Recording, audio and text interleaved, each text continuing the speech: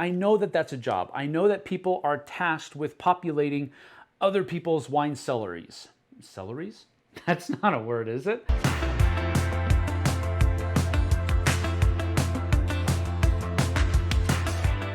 Hey folks, welcome to another review with yours truly, Sam Healey, right here on the Dice Tower. Today we're taking a look at really kind of a cool card game called Wine Cellar. This is designed by Andrew Stiles, put out by 25th Century Games, and it has artwork from none other than Vincent Dutrait, one of my favorite artists. Let's get down to the table and take a look, shall we?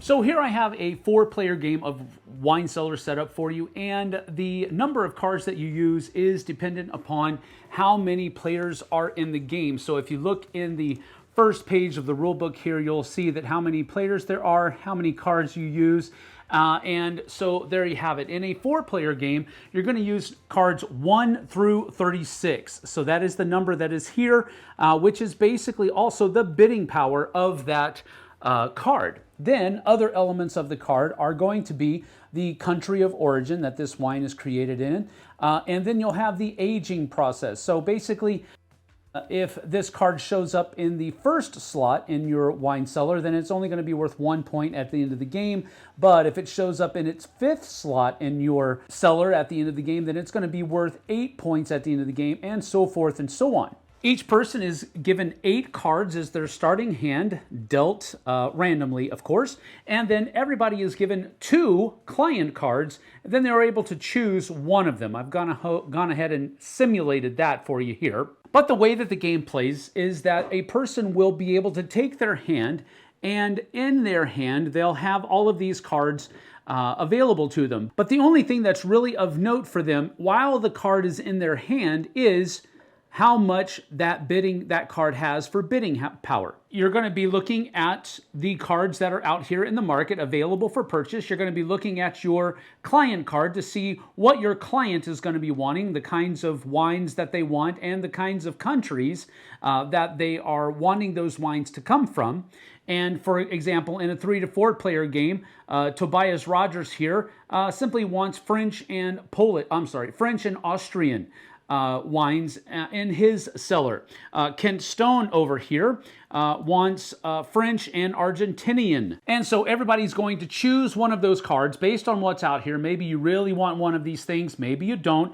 For example, for Tobias Rogers here, he's wanting white wines and red wines, and he wants them from France and Austria. So we do have an Austrian over here, and it is a white. So maybe Tobias really wants that one.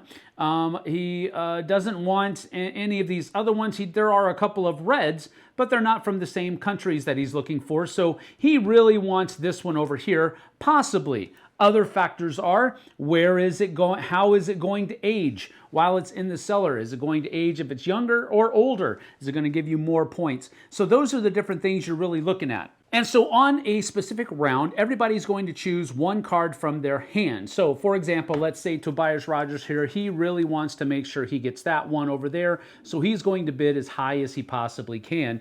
And he's going to put that right out here. And that's done simultaneously with the rest of the sommeliers that are in the game.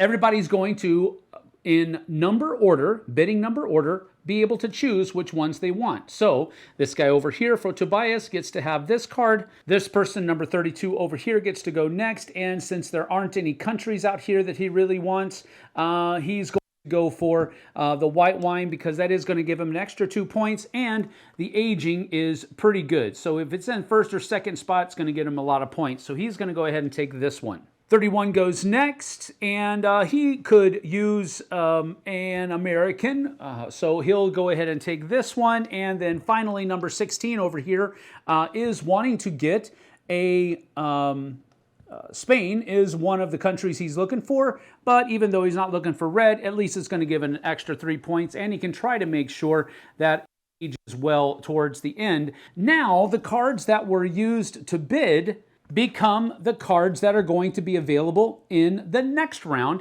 and so those come out like that. Then everybody is going to take their wine that they took and put it into their wine cellar.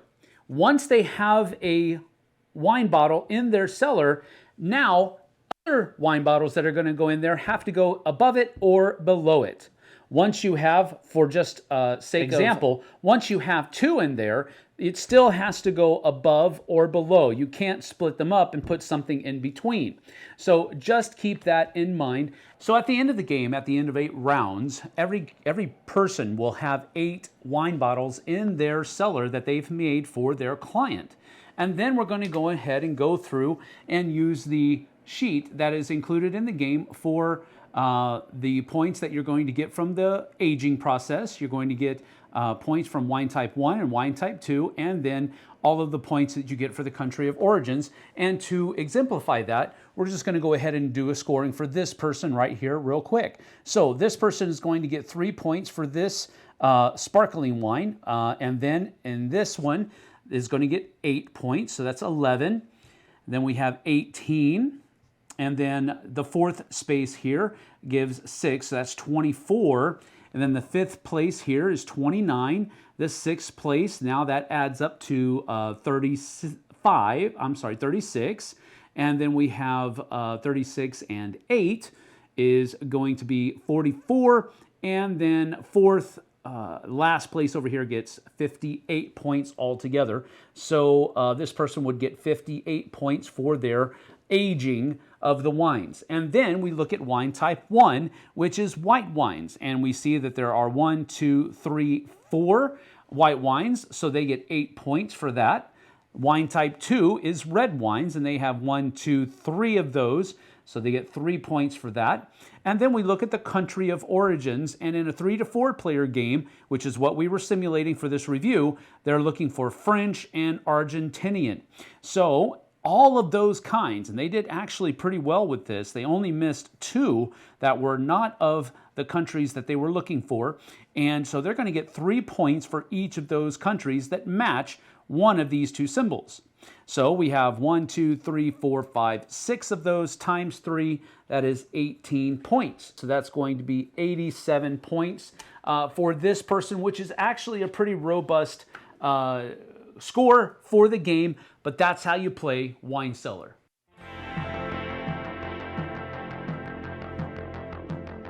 Now, in full disclosure, this is a game that I backed on Kickstarter, and it was part of a Kickstarter campaign that had no less than 4 games on it. I will say this game is the one that drew me to that campaign just by the looks of it alone. I'm a huge Vincent Dutrait artwork fan. I also was very interested in another game that was in that same campaign, and I really enjoyed that one too. So I went ahead and backed the campaign for the entire lot of all 4 games. So that's simply to say that one of the reasons that I backed it was because it looked good. I believe that games that look good are more fun to play. That's just a general course of thought that I have when I come to this idea of looking at board games and picking out the ones that I want to purchase for myself. So just take that for what it's worth. I was very interested in the artist, but then I was pleasantly surprised with the gameplay as well. So with that having been said, let's go ahead and get to my pros and cons, and we'll go from there.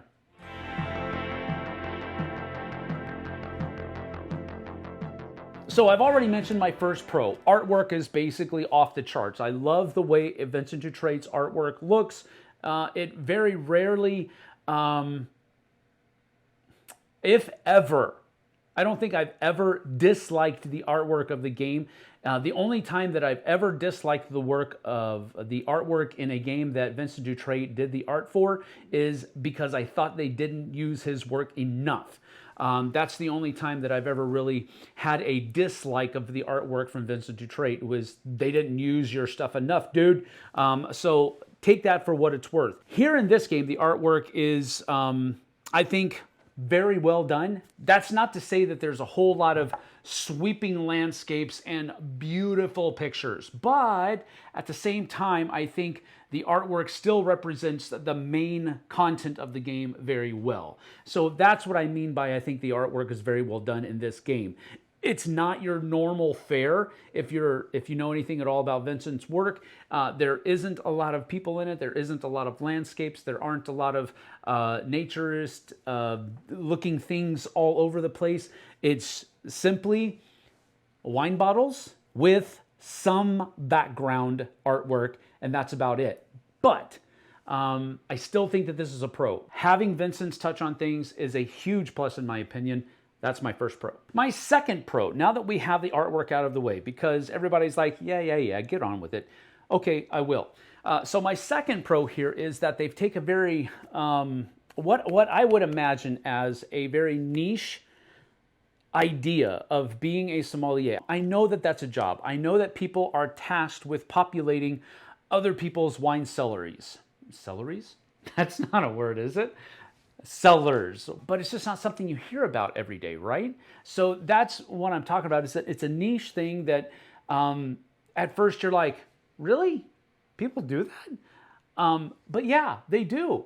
And here's the thing, they take a very niche subject and they make it palatable for everybody in this game. Case in point, the last time that I taught this was just this past weekend at a church game night. Two of the people that played it, I know nothing about wine, so I don't even know if I'm going to enjoy that. And I was like, hold your horses, and I explained the game to him. Hey, look, it's just an auction, it's just a bidding game where wine is the subject. And I was interested to see how they enjoyed the game afterwards, because they went into it very much saying, I don't know if I'm going to like this because I know nothing about wine.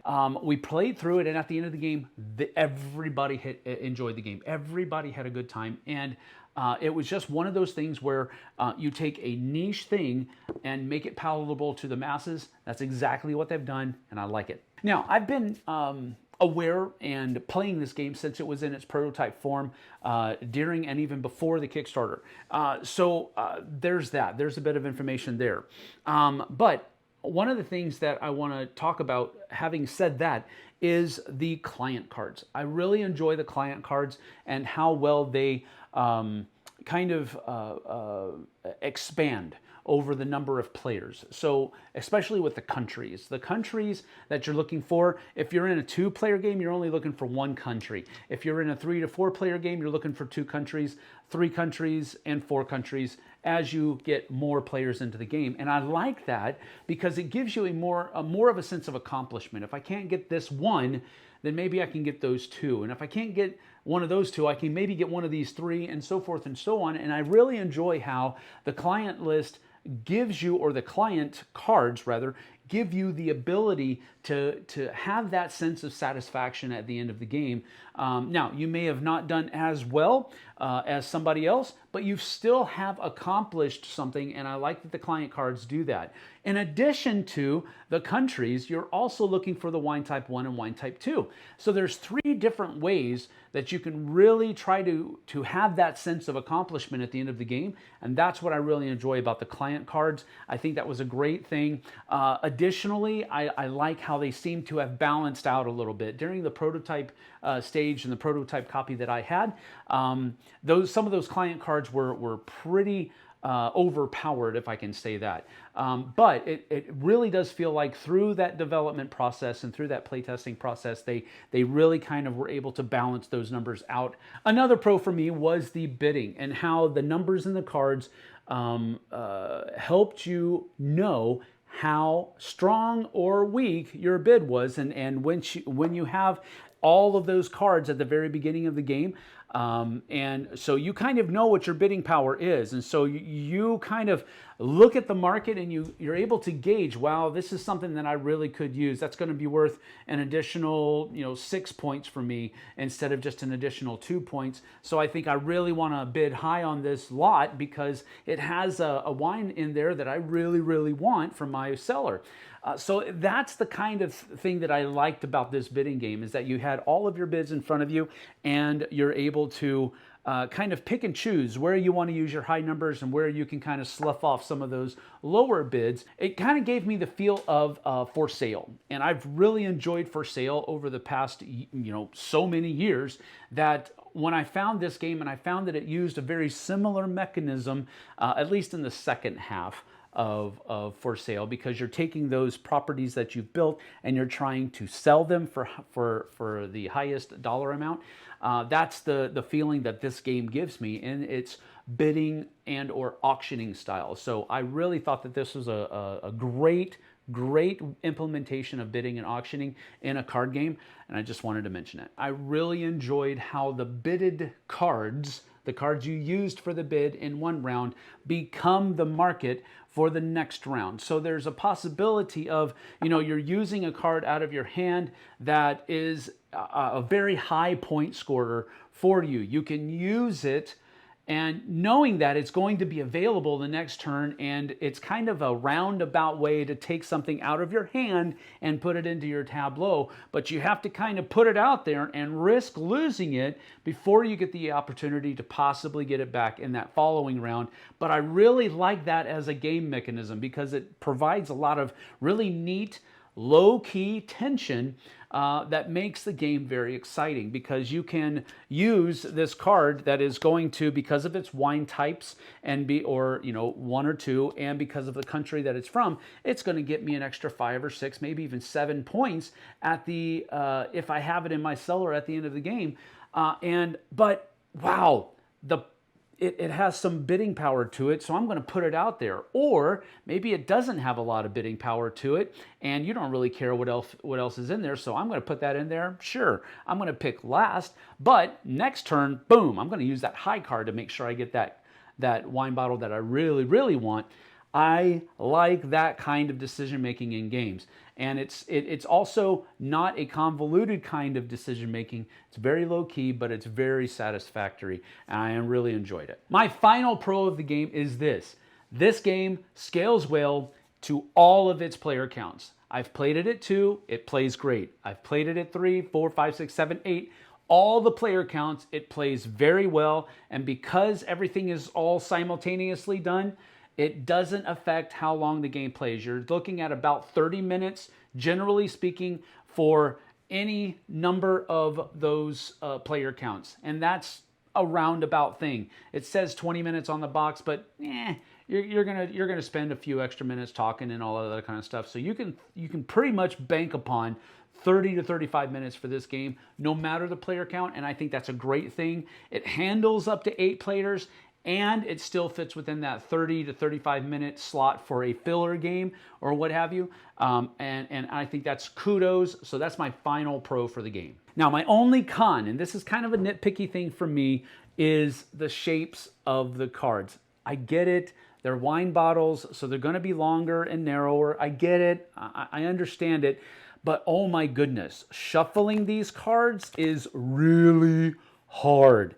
I have not small hands. I wouldn't say I have huge or big hands, but goodness gracious, it is something else to try to get these. I can't use my middle finger. I have to use my ring finger to get the longest stretch there so that I can, that's my only con for this game, is the shape or the size of the cards. I didn't really like that. It made shuffling the cards very difficult. But on the flip side of that, I get why they are the size that they are. It's a thematic thing because you're putting wine bottles in your wine cellar. I get it. And you want it to look like a wine bottle. I get it. But that's my only con.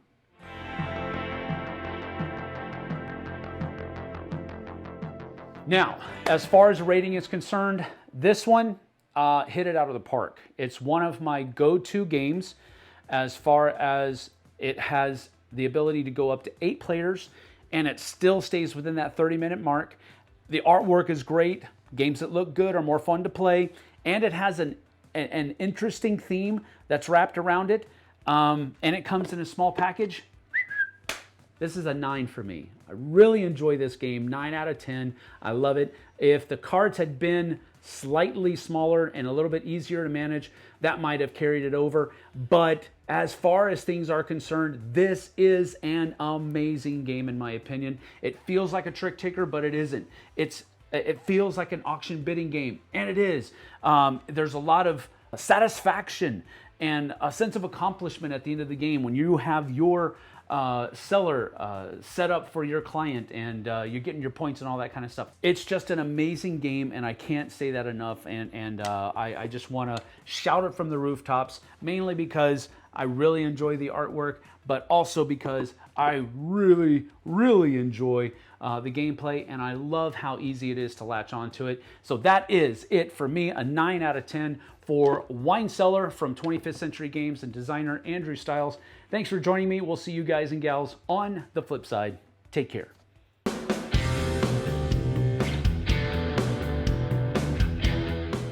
Hey everybody, thanks for watching this video. If you like this review or whatever you just watched, wasn't it amazing? Check out our channel, Dice Tower. We have all kinds of things. We review games, we do top 10s, we play games live. It's all about board games, but especially the people who play them. Check out Dice Tower YouTube channel.